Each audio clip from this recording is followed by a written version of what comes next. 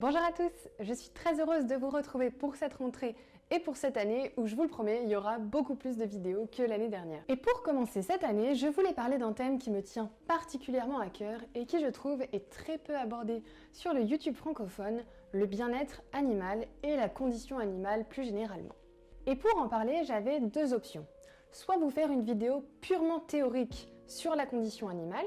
J'aurais pu vous expliquer les différents courants de pensée philosophiques, culturels, politiques qui ont influencé le rapport de l'homme à l'animal au fil du temps. On aurait pu remonter facilement jusqu'à la Grèce antique avec des personnes comme Plutarque et revenir jusqu'à aujourd'hui avec des personnes encore vivantes telles que Michel Klein ou même Alain Finkielkraut. Sans oublier bien sûr les grands noms qui en France ont forgé le rapport de l'homme à l'animal comme évidemment Descartes. Mais vous l'aurez compris, ce n'est pas la voie que j'ai choisie pour cette vidéo. Maintenant, si ça vous intéresse d'en savoir un peu plus sur le rapport de l'homme à l'animal au fil du temps, je vous invite à me suivre sur TikTok, je vous en ai fait quelques-uns dessus. Dans cette vidéo, j'ai donc choisi de vous parler de la condition animale et du bien-être animal aujourd'hui en France. Et pour en parler, il me semblait évident que je devais le faire avec un spécialiste en la matière. J'ai donc été voir le député Loïc Dombreval, président de la commission Conditions animales, et également porteur du projet de loi contre la maltraitance animale qui a été voté fin janvier à l'Assemblée. Cette interview, je l'ai réalisée dans le cadre de la sortie d'un livre qu'il a écrit, Barbarie, dans lequel il détaille 19 barbaries, 19 cas de maltraitance animale qu'il accompagne à chaque fois de propositions politiques. Certaines de ces propositions ont d'ailleurs déjà été votées à l'Assemblée en janvier. La vidéo que vous voyez actuellement, c'est la première vidéo d'une série de 3 vidéos consacrées à la condition animale. Dans cette vidéo, on va se concentrer sur les généralités autour de ce débat-là, et dans les 2 vidéos prochaines, on va s'intéresser à des points un peu plus précis autour du débat sur le bien-être animal. Et pour commencer cette vidéo, j'ai voulu interroger le député sur la difficulté qu'il a pu ressentir au cours de son mandat pour défendre les animaux à l'Assemblée nationale. Vous dites que vous êtes parfois senti humilié dans votre combat pour la condition animale, c'est un mot qui est fort. C'est aussi dur que ça à l'Assemblée de défendre les animaux? Ah oui, c'est compliqué, ouais. Oui. Ouais, c'est compliqué. C'est compliqué, il y a des forces conservatrices, ignorantes, ignardes des questions qui ont trait à la nature, à l'environnement, qui s'en moquent. Il y a des députés comme ça. Mais ce qui est certain, c'est que la question animale, la relation de l'homme à l'animal, la volonté de faire avancer, améliorer la condition animale est un sujet qui effectivement prête à rigoler, ouais. De moins en moins. Mais il y a encore 4 ans, il prêtait fortement à rigoler. Puis après, il y a eu des résultats électoraux. Oui. Et là, Le ils sont parti dit, animaliste. mais qu'est-ce que c'est que ce parti animaliste là? C'est quoi? 500 000 voix? Mais qu'est-ce que c'est que ce truc? Ce truc qui a surpris la classe politique au grand complet lors des dernières élections européennes, c'est le parti animaliste. Le parti animaliste est un parti politique qui défend une idéologie animaliste, comme son nom l'indique. Pour vous expliquer simplement et en caricaturant un tout petit peu, aujourd'hui, dans les défenseurs du droit des animaux, on distingue 2 catégories, les réformistes ou welfaristes et les abolitionnistes ou animalistes. Les premiers sont pour une amélioration des conditions de vie des animaux en leur apportant plus de bien-être, tandis que les seconds sont plutôt pour une rupture du lien actuel homme-animal. Par exemple, pour la question de l'élevage, les welfaristes vont plutôt vouloir améliorer les conditions de vie des animaux d'élevage, tandis que les animalistes vont vouloir supprimer l'élevage. Ce sont donc 2 lignes de défense des animaux complètement différentes, et les associations qui les défendent sont elles aussi différentes. Pour la ligne d'idées welfariste, on peut citer la LFDA, l'OABA et Welfarm, tandis que pour la cause animaliste, on peut citer L214, PETA ou encore Boucherie Abolition. Ces associations, elles soutiennent des lignes d'idées différentes et elles ont également des modes d'action très différents. Par exemple, sur la question des abattoirs, L214 est habitué à s'introduire illégalement ou à récupérer de manière plus ou moins illégale des images assez chocs d'animaux dans des abattoirs se faisant maltraiter. Tandis que l'OABA a rédigé récemment un rapport de 70 pages sur comment améliorer les conditions de vie des animaux dans les abattoirs. Et là, vous comprenez sûrement pourquoi est-ce que les associations animalistes, vous les connaissez sûrement, tandis que les associations welfaristes, vous en avez sûrement moins entendu parler. Et oui, une vidéo d'un animal qui se fait mal égorger dans un abattoir, c'est choc. Et c'est fait pour se diffuser rapidement et massivement sur les réseaux sociaux. Tandis que le rapport de l'OABA de 70 pages, même si scientifiquement c'est une mine d'or, que c'est détaillé, que c'est extrêmement bien sourcé, c'est pas du tout fait pour se diffuser rapidement sur les réseaux sociaux. Pour le faire grossièrement, les associations animalistes, elles vont plutôt, elles, fournir des images chocs, faire des actions un peu coup de poing, histoire de choquer l'opinion publique et de faire réagir votre passion. Les associations welfaristes, quant à elles, elles vont plutôt essayer de vous convaincre. Elles vont utiliser des arguments sourcés, détaillés, et elles vont plutôt donc faire appel à votre raison.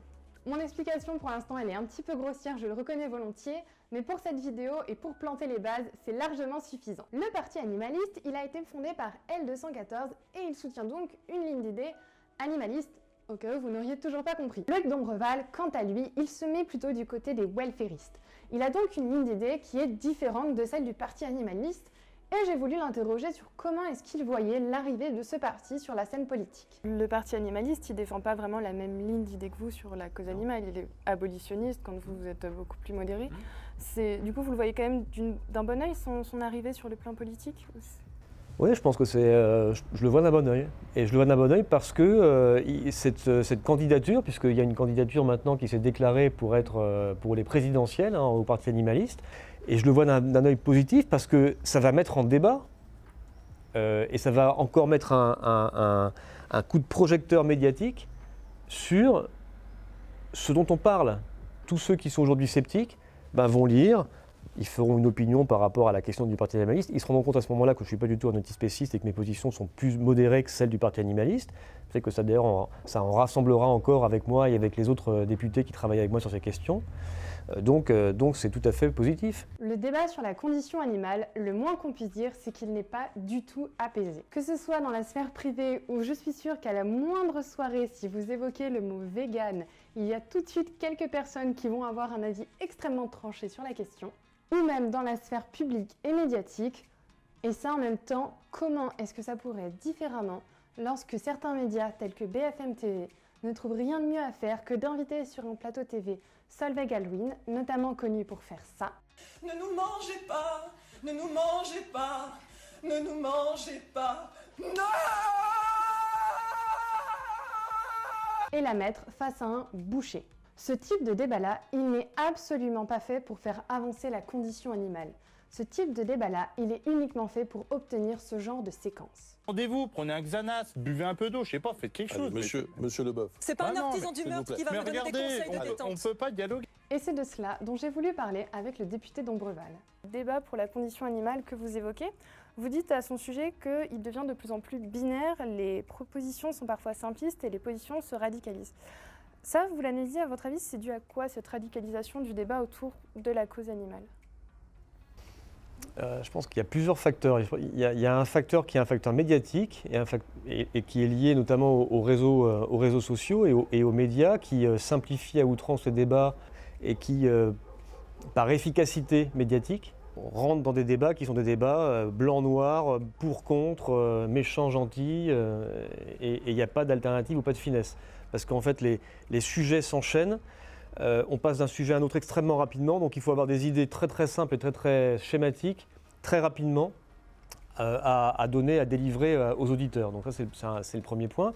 Le second point, et je pense qu'il est lié à la thématique elle-même, parce que c'est une thématique qui génère énormément de passion pour ceux qui sont les protecteurs des animaux, les défenseurs des animaux. C'est une cause qui est extrêmement passionnelle, émotionnelle.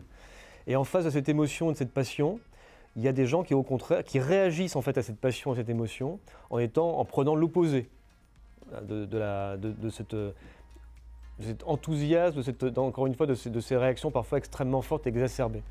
Donc on a comme ça, voilà, c'est amplifié par les médias, mais au départ, c'est une thématique qui effectivement, voilà, il y a ceux qui aiment, voire qui adorent les animaux, et puis ceux qui s'en moquent, voire ceux qui en font des proies faciles de cruauté. Les voix médianes que décrit Loïc Dombreval, c'est en gros le courant welfariste auquel il appartient. Les associations welfaristes que je vous ai citées avant, je suis sûre que vous ne les connaissiez pas avant cette vidéo ou alors très peu. Et ce qui est quasiment certain, c'est que vous ne les avez jamais vues invitées sur les plateaux télé. Et c'est également de cela dont j'ai parlé avec le député. On ne les entend pas, ces voix médianes aujourd'hui, enfin très très peu, du moins dans le paysage médiatique. On les entend assez peu, elles n'intéressent pas un plateau de télévision.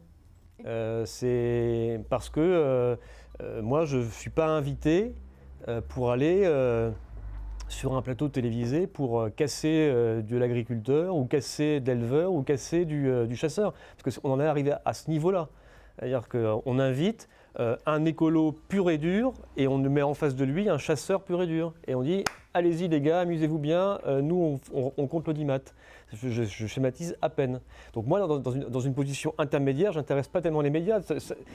Ils vont considérer que je suis probablement un petit peu trop tiède ou un petit peu trop lisse. Voilà, donc ça n'intéresse pas. Pourtant, je suis considéré probablement comme lisse par ces médias qui veulent des blocs qui s'opposent pour faire de l'audience. Mais je suis considéré quasiment comme un extrémiste et un antispéciste par ceux qui sont d'un côté, et comme un chasseur vilain ou quasiment pro-chasse par ceux qui sont de l'autre côté. Ce qui doit d'ailleurs vouloir dire que je dois être à peu près à la position que je recherche, à cette position intermédiaire. Sur le débat autour de la condition animale, un sujet pour le coup qui fait consensus chez les animalistes, chez les welfaristes et même au-delà, c'est le caractère sensible des animaux. Ce caractère sensible, ça veut dire qu'on reconnaît aux animaux le fait de pouvoir être heureux, de pouvoir être triste, de pouvoir avoir mal, bref, de ressentir, d'avoir des émotions, des sensations. Or, avec ce caractère sensible vient un paradoxe, celui de la loi et de la législation autour des animaux. Alors, je ne suis pas spécialiste du droit, je suis vétérinaire, donc ce que je vais expliquer, ça va être très simplifié. S'il y a des personnes qui sont un peu plus spécialistes en droit, je vous invite éventuellement à apporter des précisions dans les commentaires. Aujourd'hui, au sein du code pénal, il existe deux grandes catégories, les personnes et les biens. Les personnes, elles commettent des actions et si ces actions sont illégales, elles peuvent être répréhendées. Les biens, à l'inverse, ils sont meubles. On peut les posséder, les acheter, les vendre. Les animaux, ils sont aujourd'hui reconnus dans la loi comme des êtres sensibles mais soumis au régime des biens. Au sens, moi par exemple, j'ai un chien. J'en suis propriétaire, c'est mon chien, il m'appartient. Si mon chien fait une action répréhensible, par exemple, s'il fait pipi sur un petit carré de pelouse proche de chez moi où il y a pourtant indiqué dessus « interdit au chien », eh bien c'est moi qui peux être tenu responsable et non pas lui. Et ça paraît logique, on va pas juger mon chien. Et c'est pour ça que certaines personnes disent « il faut absolument que les animaux restent soumis au régime des biens ». Seulement, vous en conviendrez, un être sensible soumis au régime des biens, ça paraît quand même un petit peu contradictoire. Et j'ai voulu parler de cette contradiction avec le député d'Ombreval. Le vrai problème, c'est qu'il est écrit, effectivement, comme vous l'avez indiqué depuis 1976 dans le Code rural, que l'animal est un être sensible, depuis 2015 dans le Code civil, mais que malgré tout, l'animal reste soumis au régime des biens. Donc il y a une espèce de truc, mais totalement incohérent. C'est une chose ou c'est un être sensible ? C'est un bien ou c'est un être vivant ? C'est quoi ? Moi, ce que je dénonce, c'est l'ambiguïté dans laquelle aujourd'hui, l'animal est placé en termes juridiques. La sensibilité de l'animal, personne ne peut la remettre en question. Par contre, et à juste titre, de nombreuses personnes remettent en question le caractère du coup de classement dans les biens, dans les choses. C'est ce que je dis dans mon livre. Parce que les juristes, à ça, ils pourraient répondre que justement, si on met l'animal à un statut un peu plus important, ça pourrait refaire ce qui avait eu lieu au Moyen-Âge, par exemple, quand il y avait des procès d'animaux, etc. Et en général, c'est ça l'argument qui est opposé, en disant qu'on va tomber dans l'excès inverse. Si on... Oui, ça, j'entends bien les arguments de ceux qui ne veulent surtout pas avancer. C'est exactement cela et tout le temps cela. Bon, oui. Il ne faut pas le faire parce que si on le fait, ça risque d'être, on risque de le faire trop. Enfin voilà. Je veux dire, c'est pas un argument. Il y a plein de moyens pour donner à l'animal un statut qui est un statut particulier, différent d'une étagère, différent d'un canapé, sans en faire une personne humaine. Bien sûr que non. En faisant une personnalité animale, en faisant une personnalité non humaine. Mais en extrayant du régime des biens. De nouveau, si c'est pas blanc, c'est pas noir. Voilà. Ça peut être gris, ça peut être entre les deux. Et c'est ce que je propose, moi, c'est un truc entre les deux. Ni un bien, ni un homme, ni un humain, un animal. Pour mieux comprendre tout l'enjeu autour du statut légal et juridique de l'animal, je vous mets en barre d'infos une vidéo du Vortex où cela est un petit peu plus détaillé. Et je voulais également vous montrer à propos de ce sujet un extrait du professeur Jean-Pierre Marguenot, qui est un peu considéré en France comme le spécialiste du droit des animaux. Voici ce qu'il en dit. Ils sont un petit peu dans l'attitude caractéristique du chien qui chasse le hérisson. Et pour tous ceux qui n'auraient jamais vu un chien face à un hérisson, extrait.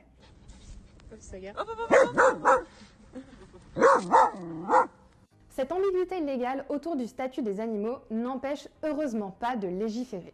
Et c'est ainsi que fin janvier, la loi sur la protection animale portée par le député d'Ombreval a été votée. Cette loi, je ne vais pas la présenter en détail, on le fera une fois qu'elle sera entièrement votée. Je vous laisse avec une explication du député d'Ombreval sur le parcours qu'il reste encore à sa loi. On est en procédure accélérée, donc c'est Assemblée, Sénat, commission mixte paritaire, c'est-à-dire 7 députés, 7 sénateurs qui arrivent à se mettre d'accord sur un texte commun, ou pas. Et si pas, deuxième lecture à l'Assemblée où on ne met au vote et on ne peut amender que les articles qui ont été amendés par les sénateurs.